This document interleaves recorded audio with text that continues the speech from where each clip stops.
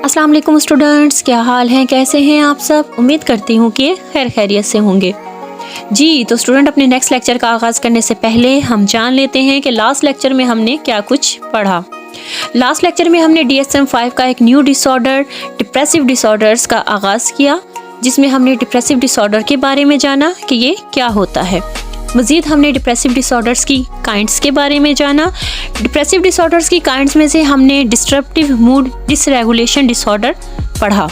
उसके अलावा major depressive disorder के बारे में भी हमने जाना। आज का जो हमारा लेक्चर होगा ये DSM-5 के अकॉर्डिंगली जो हमारे डिप्रेसिव डिसऑर्डर्स के बाकी डिसऑर्डर्स रह गए हैं उनके बारे में होगा। तो चलिए हम अपने लेक्चर का आगाज़ करते हैं। जी तो स्टूडेंट, हम अपने लेक्चर का आगाज़ करते हैं और हम जानते हैं कि प्री मेंस्ट्रुअल डिस्फोरिक डिसऑर्डर क्या होता है। सबसे पहले तो आपकी इन्फॉर्मेशन में मैं ये बात ले आऊँ कि ये जो डिसऑर्डर है ये फीमेल रिलेटेड डिसऑर्डर होता है। ठीक है, अगर हम इस डिसऑर्डर के नाम पर गौर करें तो प्री मेंस्ट्रुअल का मतलब होता है बिफोर पीरियड्स। ठीक है, और डिस्फोरिक का मतलब होता है एंजाइटी।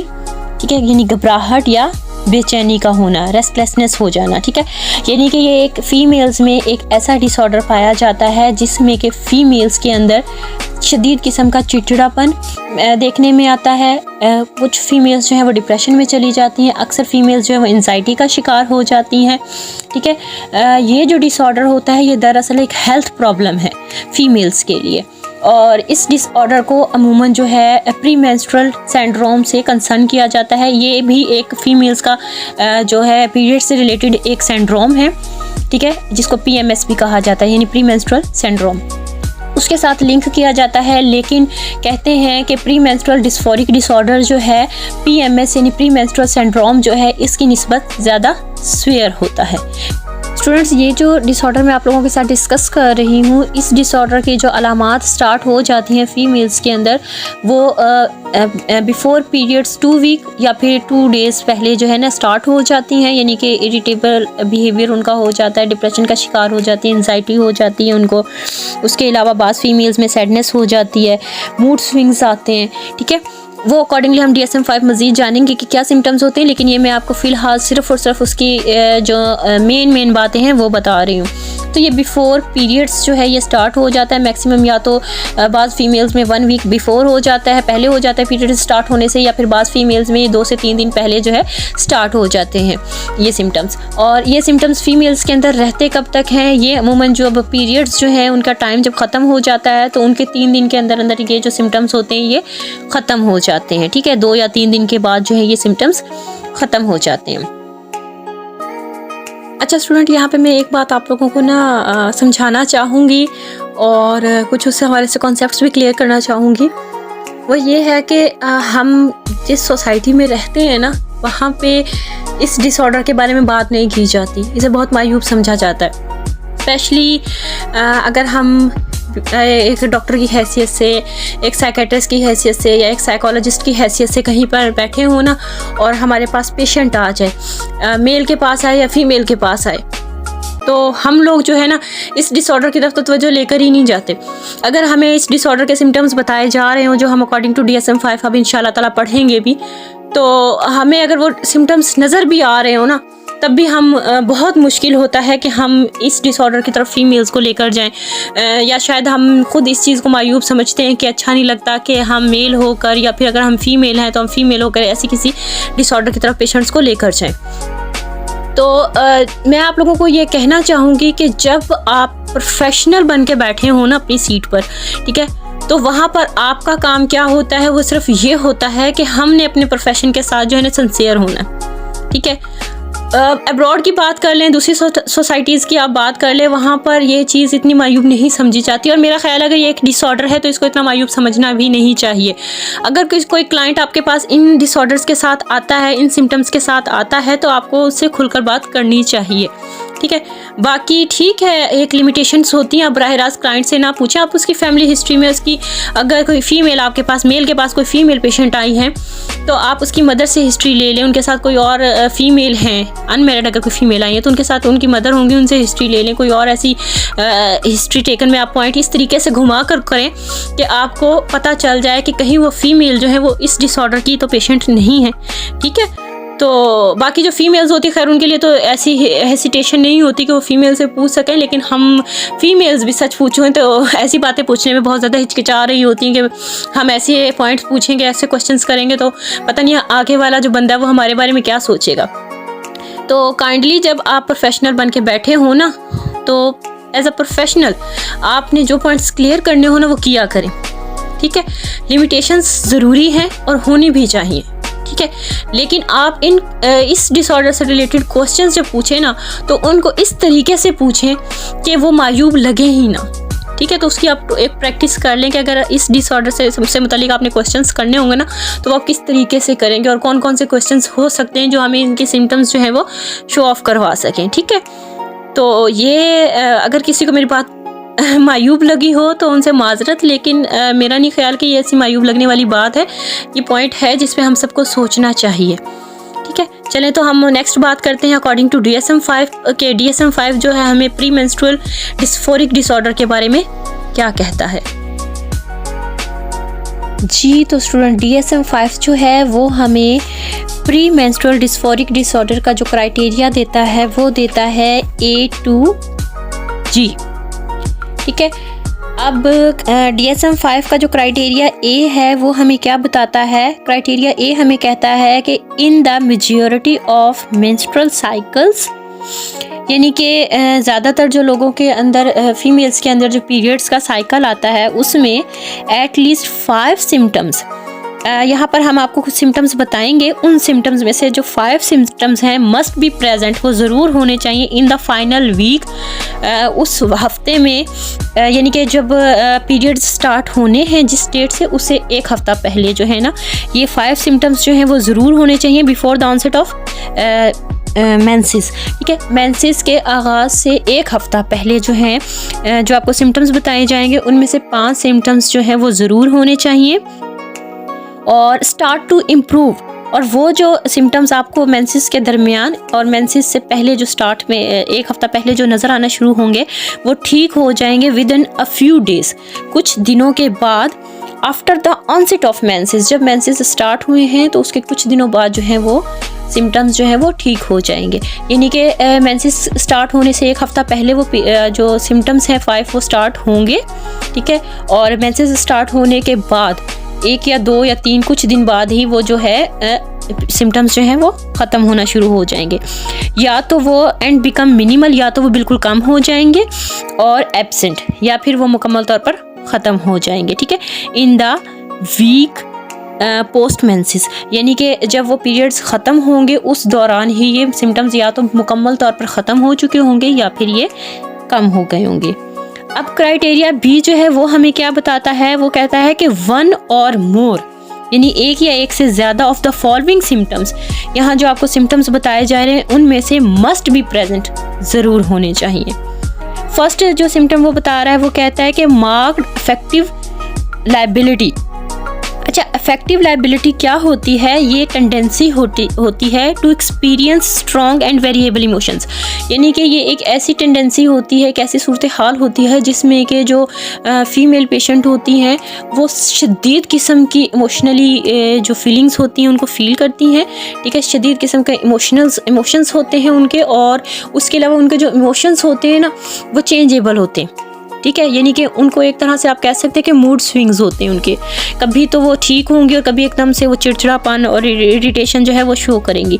अच्छा, ब्रैकेट के अंदर उन्होंने आपको एग्जांपल्स भी दी हुई हैं कि मूड स्विंग्स होंगे, ठीक है। और मूड स्विंग्स क्या होते हैं मैं आपको ऑलरेडी एक्सप्लेन कर चुकी हूँ, ठीक है। फीलिंग सडनली सैड, अचानक से वो खुद को बहुत ज़्यादा उदास महसूस करेंगी, और टेयरफुल, या फिर वो रोने लगेंगी, ठीक है। उदास होंगी, रोना शुरू कर देंगी। और उसके अलावा और इंक्रीज सेंसिटिविटी टू रिजेक्शन, और उनके अंदर जो है ये जो आप कह लें कि रिजेक्ट करने की एक जो खूबी होती है, खामी होती है, वो बढ़ जाती है। या तो वो दूसरों को अवॉइड करेंगे कि मेरे पास ना, मुझसे दूर रहो, या फिर ऐसा मुमकिन है कि वो ख़ुद को ऐसा महसूस करें कि अब जो है मैं रिजेक्शन के काबिल हो गई हूँ, अब कोई मुझे हाथ नहीं लगा सकता, कोई मुझे छू नहीं सकता, कोई मुझसे बात नहीं कर सकता, मैं इस जगह नहीं बैठ सकती, मैं उस जगह नहीं बैठ सकती, मैं ये नहीं कर सकती। तो उसमें एक रिजेक्शन की जो है फीलिंग आ जाती है। नेक्स्ट जो क्राइटेरिया बताया गया है, सिम्टम बताए गए हैं, सिम्टम 2 वो है मार्क्ड इरिटेबिलिटी, यानी कि उसमें चिड़चिड़ापन आपको नजर आएगा और एंगर या फिर गुस्सा भी नज़र आ सकता है। अब एंगर या फिर जो इरिटेबिलिटी है इसकी वजह से और क्या हो सकता है कि इंक्रीज इंटरपर्सनल कॉन्फ्लिक्ट्स, जो फीमेल होंगी उनके जो अगर वो मैरिड हैं तो उनके जो इज़्दिवाजी ताल्लुकात हैं उनमें भी इस डिसऑर्डर की वजह से ख़राबी पैदा हो सकती है। थर्ड जो है सिम्टम वो है मार्क्ड डिप्रेस्ड मूड, इनका ज़्यादातर जो मूड रहेगा वो डिप्रेस रहेगा, उदास रहेंगी। और उसके अलावा फीलिंग्स ऑफ होपलेसनेस, उनको ऐसी नाउमीदी की फीलिंग्स आएंगी, उन्हें लगेगा कि वो कुछ भी नहीं है, उनको किसी चीज़ से कोई उम्मीद नहीं रहेगी, उन्हें किसी भी अच्छी चीज़ की उम्मीद नहीं रहेगी, वो ख़त्म हो जाएगी, ठीक है। और उसके अलावा सेल्फ डिप्रिकेटिंग थॉट्स, यानी कि ख़ुद को नापसंदीदा करने वाले उनको थॉट्स आएंगे, उन्हें अपने आप से ही इरिटेशन होगी, अपने आप से भी नफ़रत होना शुरू हो जाएगी, अपने आप से भी उलझन होना शुरू हो जाएगी, ठीक है। नेक्स्ट जी, तो हमारा पॉइंट 4 जो है वो हमें बताता है कि मार्क्ड एंजाइटी, यानी कि ऐसी फीमेल्स को जो है एंजाइटी फील होगी, उन्हें टेंशन महसूस होगी और उन्हें ऐसा महसूस होगा कि जैसे उन्हें ना कहीं मतलब एक कहते हैं अंधेरी कोठरी में बंद कर दिया गया, यानी उन्हें घुटन का एहसास होगा, ठीक है। अच्छा, क्राइटेरिया सी जो है वो हमें क्या बताता है कि 1 और more of the following symptoms, यानी जब आपको क्राइटेरिया सी जो सिम्टम्स बताएगा, यानी 1 से लेकर 7 तक यहाँ क्राइटेरिया सी आपको सिम्टम्स देगा और क्राइटेरिया बी ने आपको सिम्टम दिए हैं 1 से लेकर 4 तक, ठीक है। यानी कि ओवरऑल अगर आप सिम्टम्स को काउंट डाउन करो तो 11 बन जाते हैं, ठीक है। इन 11 में से आपके 5 सिम्टम्स होना मस्ट हैं, ठीक है। अच्छा, क्राइटेरिया सी हमें कहता है 1 और more of the following symptoms must additionally to be present, यानी कि आपके इजाफी तौर पर जो क्राइटेरिया बी दिया हुआ है उसमें से उसको मिलाने के बाद जो है आपके इन सिम्टम्स में से भी सिम्टम्स होने चाहिए। क्राइटेरिया बी ने कहा या तो 1 हो या फिर उससे ज़्यादा हो। अगर वहाँ पे आपके पास 1 सिम्टम आता है तो बाकी 4 सिम्टम्स आपको यहाँ से आने चाहिए 7 क्राइटेरिया सी से, और अगर आपको क्राइटेरिया बी के 4 सिम्टम्स मिल गए तो बाकी के सिम्टम्स आपको क्राइटेरिया सी से आने चाहिए, यानी कि दोनों को मिलाकर दोनों में से सिम्टम्स आपने कलेक्ट करके टोटल 5 सिम्टम्स आपके पेशेंट के अंदर आने चाहिए। To reach a total of 5 symptoms when combined with symptoms from criteria B above, ठीक है। यहाँ पे उन्होंने वही बात की जो मैं आपको बता रही हूँ कि आपको यहाँ से भी सिम्टम्स लेने के बाद टोटल 5 सिम्टम्स बनाने हैं, ठीक है, और क्राइटेरिया बी के सिम्टम्स भी इसमें शामिल होंगे। नंबर 1 जो है सिम्टम क्राइटेरिया सी का वो है decrease interest in usual activities, यानी कि जैसे हमने डिप्रेशन में पढ़ा था कि लॉस ऑफ इंटरेस्ट हो जाता, तो यहाँ पे भी जो लॉस ऑफ इंटरेस्ट है वो देखने में आ रहा है। और वो लॉस ऑफ इंटरेस्ट यानी कि कहाँ कहाँ हो सकता है, वो वर्क प्लेस पे हो सकता है, स्कूल में हो सकता है, फ्रेंड्स के साथ हो सकता है, उनकी जो हॉबीज़ हैं उनमें हो सकता है, जो डेली लाइफ की एक्टिविटीज़ हैं उनमें हो सकता है, ठीक है। तो उनका इंटरेस्ट जो है वो डिक्रीज़ हो जाएगा, यानी कम हो जाएगा। उसके अलावा सब्जेक्टिव डिफ़िकल्टी इन कंसंट्रेशन, वो कंसंट्रेट नहीं कर पाएंगे, उनकी तवज्जो जो है वो मरकूज़ करने में उनको मुश्किल होगी, उनकी तवज्जो जो है एक जगह पे फोकस वो नहीं कर पाएंगे, ठीक है। कंसंट्रेशन के इश्यूज़ उनको आना शुरू हो जाएंगे। क्राइटेरिया सी का जो 3rd पॉइंट है, यानी 3rd जो सिम्टम है वो हमें बताता है लेथर्जी, यानी कि ऐसी फीमेल्स के अंदर आपको गुनूदगी या फिर सुस्ती का एहसास नज़र आएगा। उसके अलावा ये आसानी से जो है थकावट का शिकार हो जाएंगी, ठीक है। और उसके अलावा इनके अंदर जो है एनर्जी की कमी का एहसास होगा, ठीक है, लैक ऑफ एनर्जी हो जाएगा। 4th जो सिम्टम है वो कहते हैं mark change in the apatite, इनकी भूख के अंदर जो है ना वो चेंजेस आपको देखने में नज़र आएंगे, या तो ये बहुत ज़्यादा खाना शुरू कर देंगे या फिर इन्हें कुछ ख़ास किस्म की चीज़ें खाने की तलब होगी। जैसे कि बाज़ फीमेल्स जो होती हैं वो जिसको गाची बोलते हैं, चिकनी मट्टी बोलते हैं, वो खाती हैं और बाज़ फीमेल्स को हो सकता है कुछ मीठा खाने को बहुत ज़्यादा क्रेविंग हो। क्रेविंग का मतलब होता है कि आपको तलब होना, ठीक है। तो फीमेल्स को फिर इस डिसऑर्डर में जो है ना कुछ ख़ास किस्म की चीज़ें खाने की भी तलब हो सकती है। बाज़ फीमेल्स जो होती हैं ये पेंसिल के सिक्के खाना शुरू कर देती हैं, बाज़ फीमेल्स जो होती हैं वो बहुत ज़्यादा जो क्या कहते हैं ऑयल खाना शुरू कर देती हैं, बाज़ फीमेल्स जो हैं वो बहुत ज़्यादा चटपटी चीज़ें खाना चाहिए, यानी कि हर एक की अपनी डिफरेंट होती हैं। और ये ज़रूरी नहीं है कि कोई वो हेल्दी फूड ही खाएं, वो अनहेल्दी फूड भी खाना शुरू कर सकती हैं और हेल्दी फूड भी खाना शुरू कर सकती हैं, तो उनकी जो क्या क्रेविंग्स हैं ना वो बढ़ जाती हैं, ठीक है। उसके अलावा क्या होता है, इनको हाइपरसोमनिया हो सकता है, इंसोमनिया हो सकता है, यानी कि इनकी जो है ना नींद के मसाइल आ सकते हैं, या तो इन्हें नींद बहुत ज़्यादा आ सकती है या बहुत ज़्यादा कम हो सकती है।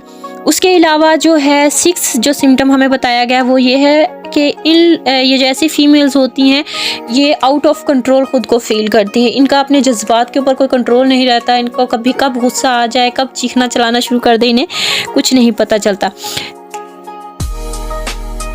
जी, तो स्टूडेंट क्राइटेरिया सी जो है, इसके जो 7 नंबर पे हमें पॉइंट दिया गया है वो हमें बताता है कि इस डिसऑर्डर में मौजूद फीमेल्स के अंदर कुछ फिज़िकल चेंजेस भी देखने में आते हैं, ठीक है, जिनमें उनको जो ब्रेस्ट पेन है वो फील हो सकता है, ठीक है। उसके अलावा ब्रेस्ट जो है वो स्वेल हो सकती है, जॉइंट और मसल्स पेन देखने में आ सकता है, और उसके अलावा जो है उनमें ब्लॉटिंग जो है वो देखने में आ सकती है। ब्लॉटिंग एक ऐसी कंडीशन है, एक ऐसी फीलिंग है जिसमें कि जो एब्डोमेन है, यानी कि पेट जो है वो स्वेल हुआ हुआ महसूस होता है, पेट में स्वेलिंग फील होती है, ठीक है। और उसके अलावा फीमेल्स के अंदर जो है इस डिसऑर्डर में वेट जो है वो गेन हो जाता है। नेक्स्ट हमारा जो क्राइटेरिया है वो हमें क्या बताता है, डी। क्राइटेरिया डी हमें जो है वो ये बताता है कि the symptoms are associated with the clinically significant distress और interference with the work, school और यूजुअल सोशल एक्टिविटीज़ और रिलेशनशिप विद अदर्स।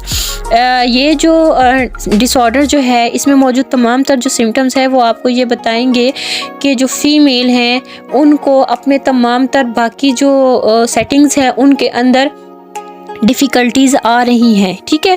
क्लिनिकली भी आपको इस चीज़ का सबूत मिल जाएगा, ठीक है। और वो सेटिंग्स कौन कौन सी हो सकती हैं, उनकी वर्क प्लेस हो सकती है जहाँ वो काम करती हैं, स्कूल में हो सकती हैं, उसके अलावा उनकी जो सोशल एक्टिविटीज़ होती हैं उस हवाले से, और उसके अलावा अगर वो शादीशुदा हैं तो उनकी मैरिड लाइफ में, ठीक है। तो यहाँ पे उनको कुछ मसाइल का सामना करना पड़ सकता है इस डिसऑर्डर में। क्राइटेरिया सी जो है वो हमें ये बताता है कि जो सिम्टम्स आपको ऊपर बताए गए हैं ये किसी भी दूसरे मेंटल डिसऑर्डर की वजह से नहीं होंगे, ये आपको इसी डिसऑर्डर की वजह से ही देखने को मिलेंगे। जी, तो स्टूडेंट क्राइटेरिया एफ जो है ये हमें कहता है कि criterion A should be confirmed by prospective daily ratings. अच्छा, प्रोस्पेक्टिव डेली रेटिंग्स जो होती है ये एक किस्म की आप कह लें डायरी बनाई जाती है जिसके अंदर जो हमें इन ख़ास डेज़ में सिम्टम्स आ रहे होते हैं उनको नोट डाउन किया जाता है, ठीक है। आपके जो ख़ास डेज़ हैं अगर इनमें से जो आपको क्राइटेरिया ए में बताया गया है कि सिम्टम्स आना ज़रूरी है 5, उनमें से अगर आपको कोई से भी 2 जो हैं सिम्टम्स आपके साइकिल में आ रहे हैं तो उन्हें नोट डाउन किया जाता है, ठीक है।